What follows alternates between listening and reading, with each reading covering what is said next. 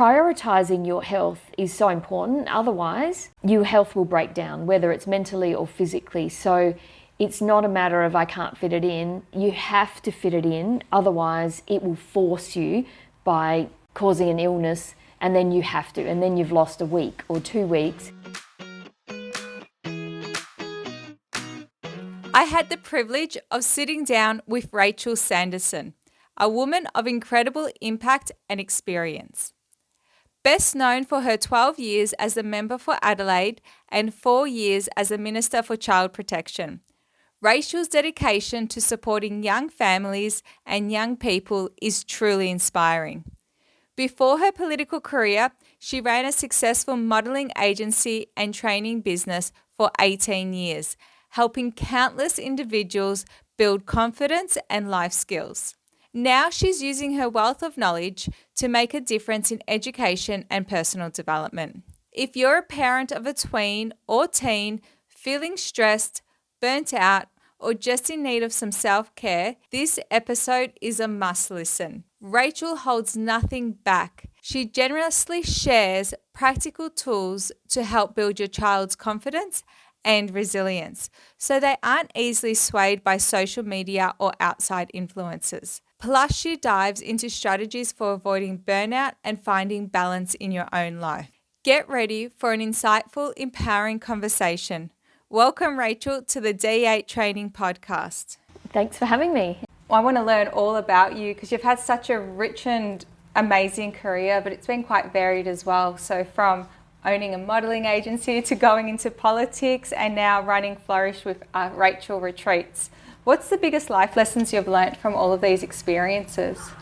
Believing in yourself is certainly one of the biggest lessons, but a story that I tell all of my students is when I first looking into the modelling industry, and I had 3 meetings booked, and the first lady I had a meeting with said, "Are you interested in modelling or are you interested in self-improvement?" And I said I'd be interested to see if I could get any modelling work, and she said, "Well, you won't, you're too short, but you could do a course and it'll be fun." So it was like, okay. So I went to my second interview and I was asked the exact same thing, and my answer was the same. I'd be interested to see if there was any potential for modelling work. And she said again, "You're too short, you won't get any work." So when I went to the third interview, I had already changed my opinion of why I was even at the interview. And when I was asked, "Are you interested in modelling or self-improvement?" I said, "I'm interested in self-improvement, I'm too short to be a model." And the lady that was interviewing me looked me in the eyes and said, "Don't ever let me hear you say that you can't do something." And I think that really changed my life, because how many of us don't do something because other people said we couldn't do it? If I hadn't have met that lady, I would have then gone on and started my own modelling agency and had the self-belief and confidence to go into politics. That's my biggest life lesson, is believe in yourself and don't let anyone else tell you that you can't do something. So amazing. It's like an angel came into your life. I think people don't realise the importance of words. Actually, one of your events that you held, I was speaking to one of the ladies and I told her my name and she told me, "Oh, Ann-Marie, that's such a beautiful name." And I had a flashback when I was on a radio interview show and the presenter said, "Oh, I don't like her name very much." So when I was 13 or 14, so I didn't like my name that whole time. And I was like, wow, the power of that one person's word I'd held on to all these years and not liked my name. It is amazing. You've been successful in business, politics, personal growth. What advice would you give to someone who doesn't believe in themselves, and how can they build up self-belief within them? Self-belief isn't something that you either have or don't have. It grows, it builds up. So even just having small wins, so setting small realistic goals, even if, say, it was an exercise regime, if you're wanting to be a runner, I've seen lots of people start out and they walk to a Stobie pole, then they run to the next Stobie pole, and incrementally just increase, just push yourself a little bit harder. Do things that scare you. When I entered politics, I was really scared of public speaking. When I had a modelling agency, I always hired an MC or a compere. My worst fear was that they wouldn't turn up to a fashion parade and I'd have to do the speaking. And then when I ran for Parliament, I thought no one is going to take pity on someone that's taken a leadership role that is scared of public speaking. So my philosophy was say yes, worry about it later. So I just pushed myself to just say yes to the opportunity and then prepare later. And I think that was a good lesson, that if you worry about it, you never say yes, because there's always doubt. Even a confident person has doubt and fear, but it's just really doing it anyway. Worry about the details later. You can always figure it out. I love that. From what I've seen in your programs, from what I've attended and what you're doing, that's what it sounds like you're bringing to teenagers, adults, really helping them and teaching them to flourish and better themselves and have that belief. What inspired you to start Flourish with Rachel? Well, I guess after leaving politics, I had time to reflect on what do I want to do, and really my heart is about helping people. I've got an ability that I think maybe lots of people have, but I can see the potential in someone else even when they can't see it themselves. So for a lot of models starting out that had no self-confidence, I really helped them develop that confidence and self-belief and believed in them until they could start to believe in themselves. And it was amazing. You could literally see the day when a model was going for a casting or a viewing that they believed in themselves, because their walking wasn't any different. They still looked the same. They were the same height, hair, but their mind had changed and they believed that they were good enough, and they did it. And so the power of the mind is just so amazing that I just really want to help people realise their potential and know that really it's a thinking game. And if you believe that you can, you can. 100%. Yeah. So what do you do to help build that confidence within the girls and boys? In the holiday programs, it's about them experiencing new activities. So whether it's speech classes or acting, you know, that's pushing them outside of their comfort zone, but giving them wins. So you would never push them harder than you know they can be pushed. Giving them small activities, group work, and just slowly but surely building up their confidence. The last class I had, the speech class, they wanted to do a debate. That wasn't even part of my class. They were just so into it. It was like, okay, let's do a debate then. So, and with the adults, we would start by focusing on what are your natural strengths and playing to those strengths, looking at your purposes in life, and really the time to focus on what is important in your life and just taking steps towards that and achieving your goals. What you said about taking those small steps to those wins, how important it is, because sometimes we'll see people, whether it be in the social media, TV, the different areas, and they're 10 steps ahead of us. So we feel like we've got to jump from 0 to 10 where we are, whereas going that 1, 2, 3, it develops that win. Exactly, and everybody starts as a beginner, no matter what sport or whatever industry they're in. Everybody started from 0 really, and they've just incrementally got better and better and better. And pushing yourself outside of your comfort zone certainly speeds up that process. Yeah. As they say, every master was once a disaster. Oh, really? I haven't heard that. That's good. Can't remember where I heard it, but they go, to be a master, you would have had to fail along the time. What's something people often get wrong about confidence, and how can they overcome it? The most important thing people get wrong about it is that a confident person is fearless. A confident person still has fear, still has doubt, but they just take action. I think the quote is something like, you have to take action to get rid of fear. Fear stop you from taking that action. So, how do the mistakes and failures help someone become more confident? The quote that inspired me was, if you knew you couldn't fail, what would you attempt? And when I thought about that, I thought, well, I can start a business because there is no failure. It's just lessons. So I'm going to start a business at 25. I only had $1,500. I started from the spare room in a rented property. I bought a printer and some stationery, and that was about it. And I started, and I sold the business after 18 and a half years. But it was that quote that inspired me. Learn from mistakes. It's really just a lesson. When you were in the business in 18 years, I think the stats are, is that after the first year, 80% of businesses stop or... It's pretty high. There's many that last 18 years, that's for sure. So being 18 years, there's a lot of knowledge and experience you have there. Was it a smooth run after you started, or did it go up and down? Like, how did you find it? Yep, it definitely was not a smooth run. It does go up and down. You have new entrants into the market that other agencies would worry and ring and say, oh no, so-and-so's started an agency, what are you going to do? And my view was, and my recommendation to them was, I'm going to focus on what I know that I'm good at. I'm not going to worry about my competition. I will just focus on doing what I know is the right thing and do my best every day. And that's all I can do. Because if you fear and worry about everyone else, you would just panic every time a new entrant that has lots of money or a huge office, or, you know, people come in and undercut or steal models or whatever. But you just be consistent, true to yourself, authentic, and just get on with the job and do what you know that you're good at. Yeah. And that helped. Actually, I was having a similar conversation with a client, and they went from playing football to basketball to soccer, just continue trying something different to find where they're fit. And it's like, what do you like? What do you want? And just stick to that. There'll be times when you'll do really well, and there'll be times when you'll hit like a bit of a hurdle.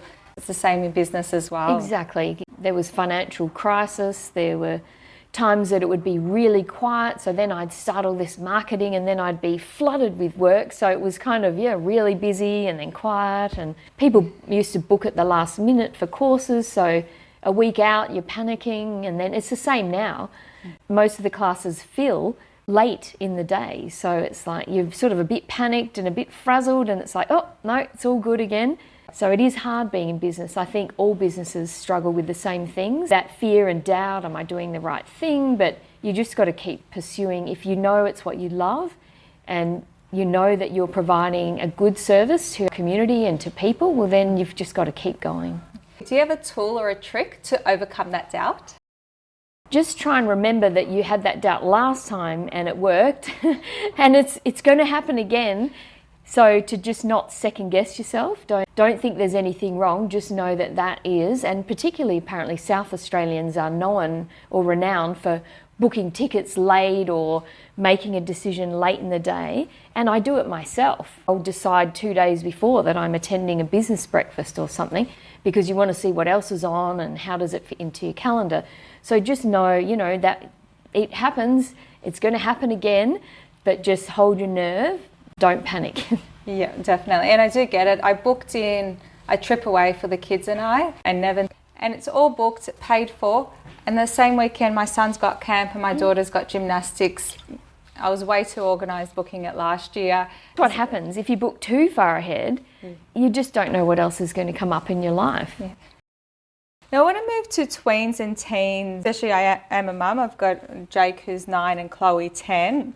What I love is about the life skills that you teach them beyond the traditional education of maths and English. So you cover things like presentation skills, cyber safety, and fast fashion. I've found that if you learn how to look after your skin, that will help you feel confident. If you know how to look after all of you, so whether it's body odor, hair, and your presentation, looking after your nails, all of those little bits add to feeling confident when you walk into a room.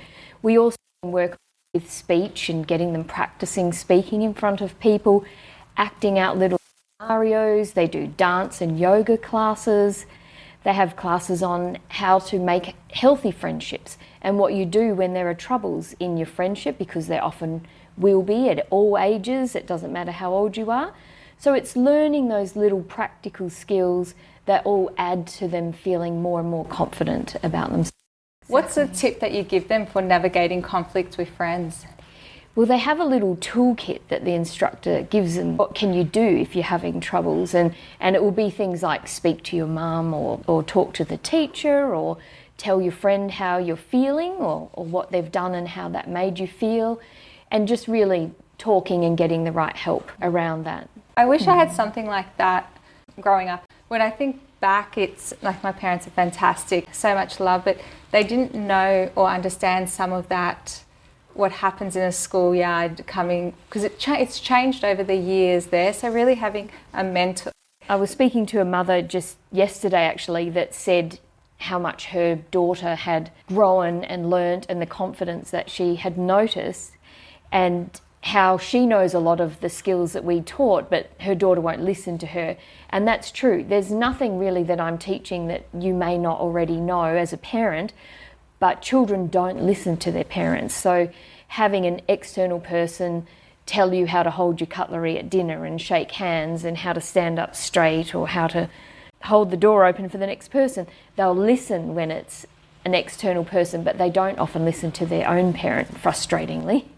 You can tell them something and you've been telling them for 5 years and they'll come up and go, I saw on YouTube that you need to do this and this, and you're like, really? How annoying. That's right. So we really back in what parents are saying. Have you noticed a change at all from kids today to kids maybe 10 years, 15, 20 years ago? The thing that I would say is 20 years ago or more, when I started my first agency, doing what was called a modelling and grooming course was pretty the norm. Like nearly every girl would have done a course at some point, whereas now it's less common. So I'm finding that the parents are super keen for their children to come along, but they're finding resistance from their teenagers who are saying, 4 days, that seems like a long time, because there's so many activities for kids these days. However, I will say in nearly 100% of cases, once the parent can get their daughter to the course, they love it. And, we've had some amazing results. I've had children on NDIS plans. I've had children with severe mental health issues or lots of difficulties in their life that have really come and enjoyed the course and really flourished. And I do agree that sometimes the challenge is it's something new for kids as well. So it comes back to that self-belief, that confidence that we spoke earlier, to have that confidence to come into the class as well. Yes, they're all nervous the night before. That's natural. So if you're a parent, that's every single child is nervous. I'd say one of the complications children have now is social media that we certainly didn't have 20 years ago. 20 years ago, bullying was face-to-face. It wasn't online, and it didn't continue once you left the school grounds. You were safe. You're in another place. So that's why we've added in the social media, online safety, and we talk to them about it. Yeah. That's probably one thing that worries me the most as a parent is social media. Like, I know my daughter, she knows all the fashion trends. She needs to buy these runners or what to buy from Mecca or how to do your hair. She knows all that, and I'm happy that she knows, because it's great being able to present yourself, knowing what you want and what you like. But then I also think, and I worry, is she going to start feeling that she needs to have these latest runners or clothes to fit in? Whereas I want her to have that view of, okay, I don't have it, that's all right, I've got so many other things, and feel grateful. What advice would you give to parents to help their kids feel confident when they don't have the latest trends? That's a tricky one, and I can see how hard it is for parents. I know what my mother used to say to me when I wanted the latest, I think it was Corfu jeans in the 80s, or there was Donkey Kong game or whatever, and I never got them. And my mum used to always say to me, you're a leader, not a sheep. You don't follow what everyone else has. If they jump in the river, are you going to follow them? Would be her common quote every time I wanted something, which I didn't like hearing, I must say, as a child. However, it's been very useful as an adult to know that I am fine exactly the way I am. I don't have to have the latest handbag or the flashiest car. Your friends will like you for who you are, not the car you drive, not the handbag you own. If they do, well, then they're not the friends that you want to have anyways. I guess for children now, in our course, we teach them about slow fashion, upcycling, going to op shops, the value in reusing for the planet. We're not buying fast fashion and having all of these Temu things that are so cheap and throw away. It just goes into landfill. So being an individual and maybe highlighting the effort children put in rather than what they look like or what they have, but always focus on the effort they've put in and their individual style. I guess in the end, if they desperately want it, they should save up and buy it themselves, and then you know they really want it. Otherwise, they just want everything that everyone else has if mum and dad are going to buy it all the time. So it's hard. I think you have to be hard as a parent, and they won't like it. It's better for their character, I think, as they get older. Yeah, and that's sometimes the tough part. But I do agree with you. I have learnt quality over quantity. I find that if I buy them a couple of good t-shirts, but better brands, better quality, one pair of runners, and I go, when you grow out of your runners, then I'll buy you another pair, and if you need more, you got to save up for it yourself. That's good. I remember I had my first job interview at Myer when I was 14 or 15, and my grandmother came with me, and she said she had 6 children, but she always shopped at Myer. And she said, someone said to her, how can you afford to shop there when you've got 6 children? She said, because I'm buying quality. I can't afford not to shop there. The clothes need to be passed down to the next child and the next child. So like you're saying, buying quality means it will last, and you can pass it on to a cousin or a neighbour or a friend at school, and it will stay, rather than having 10 t-shirts that last, 3 months and they're in landfill. My son loves getting hand-me-downs from his cousin, and then I always find who can I pass their clothes on to, and then seeing the kids in the clothes that my kids wore. It's good, isn't it? Yeah. I know, you go, oh, someone else liked my taste in clothing. And there's all the rack shops we teach the kids about where you can sell your clothes, and swap markets that you can go to and take 10 items and swap them over. We even did a little mini market in the January school holidays. A few girls bought clothes in that they no longer wore, and they swapped to others, so everyone went home with something new, and they really loved it. Oh, what a great idea. Is there something as parents we do that actually makes it harder for kids to feel good about themselves? What should we stop doing? I know it's hard, but parents have to stop rescuing their children. You've got to let them make some mistakes and fall down, because otherwise they don't learn, and then they don't get the confidence. So I know they talk about the cotton wool generation, where we didn't have, in my era it was all climbing trees and falling over, and I don't think there was a week that went by that someone didn't have an arm in a plaster or something in class. And now it feels like breaking an arm is like the end of the world, and nobody has any injuries because they don't even try anything unsafe. So I think letting kids make mistakes, but also focusing on the effort they put in, not whether they won or lost, but that they improved their own time, or they tried their best, or they had a really good attitude, or when they did lose, that they congratulated the winner and they had a really good team spirit. So focusing on the effort and their character rather than the outcome. It's interesting, we had a former Socceroo, Ivan Franjic, come on, and he now runs academies for kids, so I think he's got about 100 kids, and I asked him a very similar question, and he said the same thing, like the parents need to stop coming in and try to fight the kids' battles, and let them be on the bench. It's okay, they didn't make the team. Teach them how they can get back into the team, or if they fall over, because parents just want to make this perfect path for kids. Yes. And then they could become adults and they're like, what's happened? But it's normal to get told off in a professional way, not abusive, not mean. And you don't have to comfort them and say, it's okay. Go, okay, we'll go back and try again harder next time. Exactly. What can we improve? I feel sorry for a few of my friends are teachers, and these days the parents do attack the teacher rather than looking at what could my child do better, rather than your test was too hard if their child doesn't do well. It is a bit crazy at the moment, the way that it's sort of going, but teaching kids resilience, you can do, don't fight their battles. 100%. They're going to emulate what we do, and they'll see us, and they tend to, what's the saying? We say, do as I say, not as I do, but we all know that they'll do as we do. Exactly. I know personally, I want to show that behaviour to the kids, but then I've also got so much going on between full-time work, managing a business, countless hours of after-school activities, probably way too many, plus maintaining my health and fitness with home-cooked meals. In today's busy life, how can people find the time to rest and recharge when life feels super busy? I know, and I'm lucky now that I have a lot more balance in my life, but I've been in a profession before that I've worked pretty well. Every night I'm not home till 9, and weekends I could have endless functions, so it is very hard.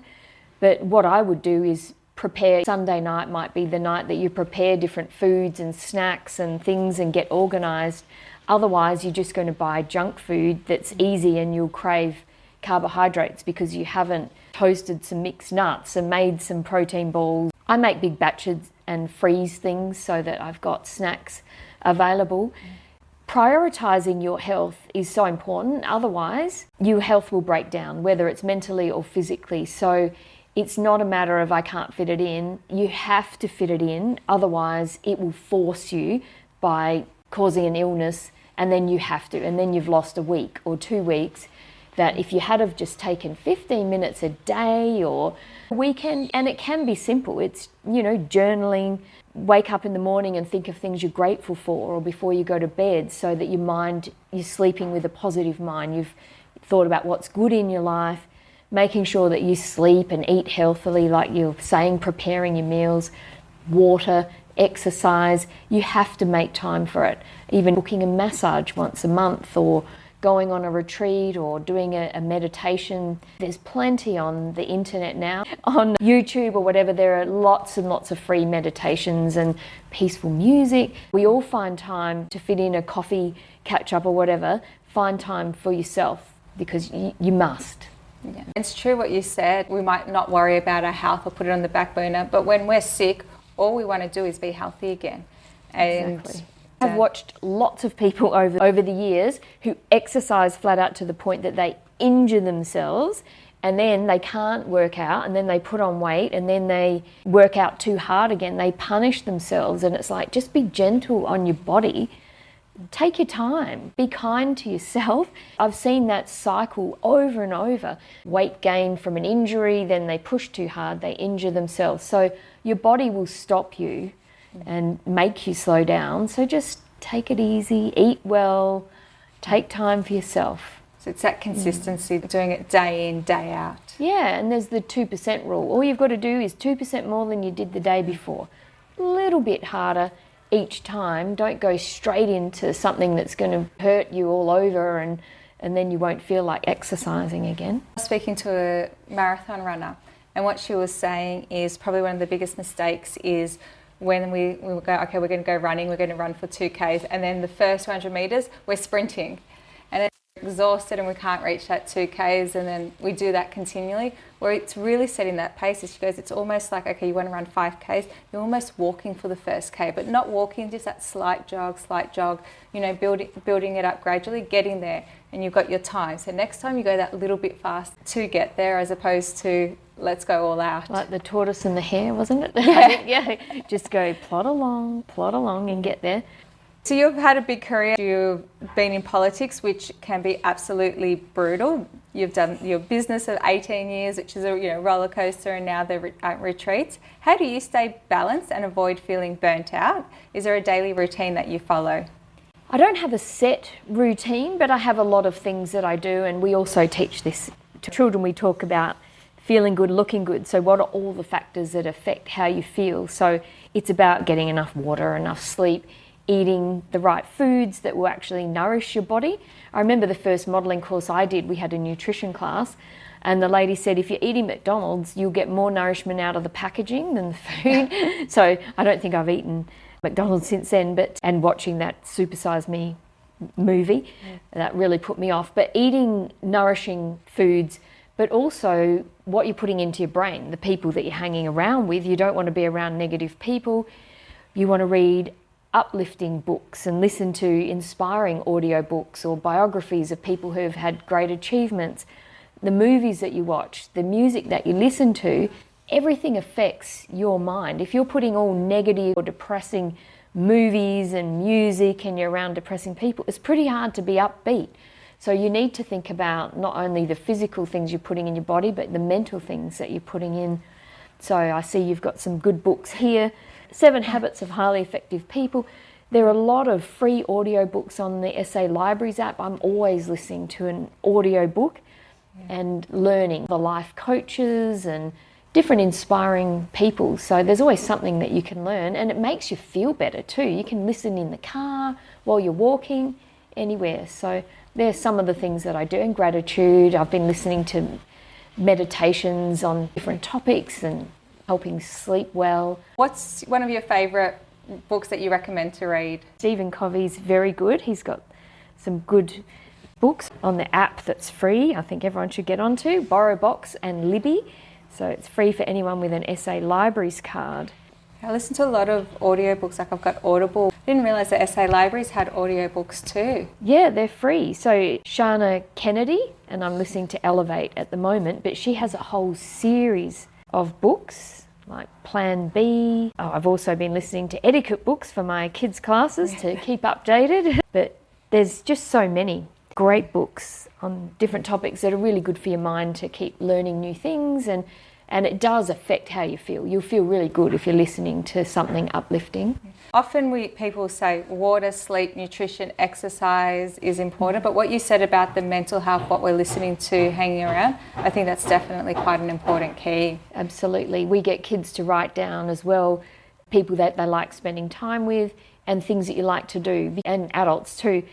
When you're depressed or feeling sad, it's nearly impossible to think of something that is fun to do that will get you out of that. Whereas if you've already got it written in your diary or your journal at the back, list of all the things you love to do, you can open it and think, oh, I love going to the beach for a walk when it's sun setting, or I love having a bath with candles. Or kids will put down playing with their dog or ringing a friend or some computer game that they love. But when you are in that rut, you can't think of those things, so you need to write them down and write down the people that you like doing things with. So I could ring this person, or go to a movie with that one, or go to the beach with this friend. We need to do that as adults as well. Exactly, yeah, you do, because sometimes when you're bored, you just can't even think of anyone to ring. Whereas if you've got a list and you think, oh, I haven't spoken to that person in ages. Yeah. Definitely. I actually remember my daughter came home from school one day. It was just not a great day at school. 99% of the time she's great. This was one of those occasions, and she does gymnastics. So I dropped her off to gymnastics. I'm like, I don't know how this is going to go, but I'll just leave her there and we'll see how it goes. She came out of gymnastics. She was a different person. She's like, Mum, I achieved this on the beam. I was able to do a flip, and very energized. Whereas had I not taken her to gymnastics and said, oh, you've had a bad day, don't go, she probably would have stayed in that mindset. Whereas she went and changed her state, which made such a difference, because that's what she loves. Yeah, you're right. That's good. A lot of parents might have just said, oh, you've had a bad day, let's not worry about gymnastics. Yeah, sometimes I guess as a parent you've got to take that risk. Do I push? I guess if she wasn't coping, the trainer would have called you and you could have gone and got her. So maybe it is good to just, push in that safe area though. 100%. I think sometimes I found by encouraging them or almost forcing them to do something in a safe environment. I put her into gymnastics that she does every week that she loves. It does make that difference. Well, that's the same with our courses. The parents often are having to encourage them and talk them around, and then when they're there, they love it, and their whole mindset will change. We need to remember that we're parents, we're the ones that are in charge. We've got that life experience and we've been through it. Like sometimes I do wish that my parents pushed me a little bit more into doing things that maybe made me feel uncomfortable, but I know that I would have enjoyed. Yes, and not all teens make healthy decisions. So you are the parent. You do have that experience and knowledge. So encouraging them into things that you know will be good for them, I think is important. So with your adult retreats, I know they help rest and recharge. How do self-care and mindfulness help people grow and feel better? For me, I used to go on health retreats to Queensland, and I would go for a week. And when I was in Parliament working very, very long hours, for me it was that opportunity to just stop and take a deep breath and just really find yourself again. I think for a lot of people it's not only the physical day-to-day, but it's the mental. People contact you, especially if you have a business, but I'm sure with parents as well. You'll get messages through LinkedIn, through Instagram, through Messenger, through SMS. People bump into you down the street or at the shop. You've got constant messages and complete overwhelm. You wake up I used to wake up in the middle of the night and think, oh no, have I responded to that person that I saw in a coffee shop that came up to me? There's just so many things on your mind that sometimes, whether it's just one day going on a retreat, a weekend or a whole week, it's just allowing your brain time to not think. We have no social media, no phones, no television. It's really about being in the moment, enjoying life, and then we have curated a really good program that we know gets great results and different experts in their fields. So things like Tai Chi or yoga or mindfulness walks in nature, tapping, learning different skills. And it's all optional. You don't have to attend every class. You could stay in your hotel room and sleep if you wanted to. But most people come to all of the classes. And it's just taking that time for yourself. And you know what? The answers are already in all of you. No one can tell you what is right for you. But stopping long enough for your brain to take that time, you'll work it out. And we can just then step you through working on your strengths, your values, what's important. We do things like vision boarding, so you can start visualizing what do you want your life to look like? What do you want to bring into your life? And it is amazing, and everyone feels so refreshed and relaxed, even after a few days or one day. Yeah. We all need the time out for the retreats. I do a 3K walk at athletics, and if I'm honest, I hate it. I go there and I go, why did I sign up for it? But by the time I get to about 1.5 Ks, it's like I just start to relax into it, and then my mind's free. And then by the end of it, I'm like proud that I did it, but I actually feel more relaxed and rejuvenated. So a whole weekend of just no phone, no social media, screens. It just helps. No radio, no bad news, you know. Yeah. It gives you your clarity on what you want. What is one habit that someone can start today to make a positive impact on their training or vitality? Well, there's plenty of things people could do depending on them. It could be a matter of just going to bed earlier. It could be not eating 3 hours before you go to sleep so your body can digest your food, you'll sleep better, you'll put on less weight because you've given your body time. It could be making sure that you've had 2 litres of water a day. So there are actually so many simple things that you can just make a decision. All right, I'm going to prioritise my health. I'm not going to eat 3 hours before I go to bed. And it might be, for me, I keep saying this and I haven't achieved it yet, but I go to bed around midnight. I'd rather go to bed around 11. So it's a matter of, even if I get to bed at 11, then I can do my journaling and listen to a meditation. I feel a lot better than going at 12 and then having no time to do anything. And I think you've got a very important one. Book in for one of your retreats. Oh, absolutely. Yeah, really. You know, I think it was the single best thing I ever did when I was working, 100 hours a week and not having any breaks, was going on a retreat. And it wasn't like they told me anything amazing. I didn't meet a guru that changed my life. It was taking the time and being in a relaxed, beautiful environment that you can repair and restore yourself. But I always wished that I didn't have to go to Queensland to find a retreat, and that there would be something closer to home, and there would be something shorter so I could do it more regularly than waiting until I could take a whole week off work, which is pretty stressful, the amount of work you've got to do before and after, because your work doesn't get done when you're not here. So that's why I've created a 1-day refresh retreat, and that's for women only. We have no more than 5 women, so that it's a really safe environment, and we've really made some amazing breakthroughs and mental blockages that were stopping women from achieving what they want in life. And then we've got a 3-day retreat that is from 2 p.m. on a Friday. So for busy people, they can go to work, get all their letters signed or emails out, meetings, give all their messaging so it's off their brain, off their mind, and then drive down to, we're holding them at Lady Bay at Normanville, so it's only an hour and a quarter drive. Have a peaceful, beautiful drive, and then we finish at 2 p.m. on a Sunday. Again, you're not rushing. You can get home when the shops are still open if you need to prepare food and shopping and do your washing or whatever. So I've tried to think about what it was like when you're busy and how that would fit in. And we had men and women, couples, singles, all ages. We had people up to 80 at our retreat. So it was really amazing, and we got some wonderful, wonderful feedback from our retreat. How can people find out about your retreats?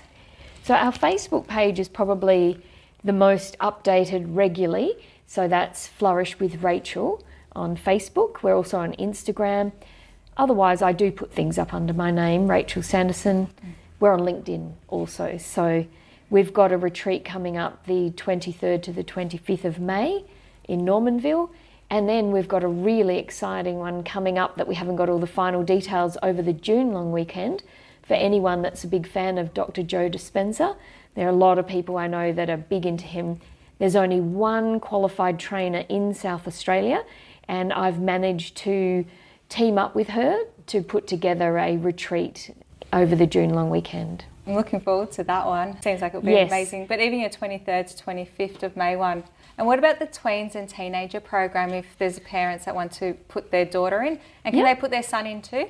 We had it open for boys and girls in the January holidays because I had more weeks available, but this one will just be for girls, and it's 10 to 16-year-olds in the April school holidays from Monday the 14th to Thursday the 18th. Unfortunately, with all the Easter and Anzac Day holidays, there's only really those 4 days that I can get in a row. But in the July school holidays, there'll be 2 weeks available. So we might be able to add boys. And when there's 2 weeks, we can also do a younger, like 8 to 12-year-old group where we have boys and girls. And then we can do 12 to 16s with just girls. Fantastic. And I'll add all the retreats, the details in the show notes where they can find you. Last question. What does dominate mean to you?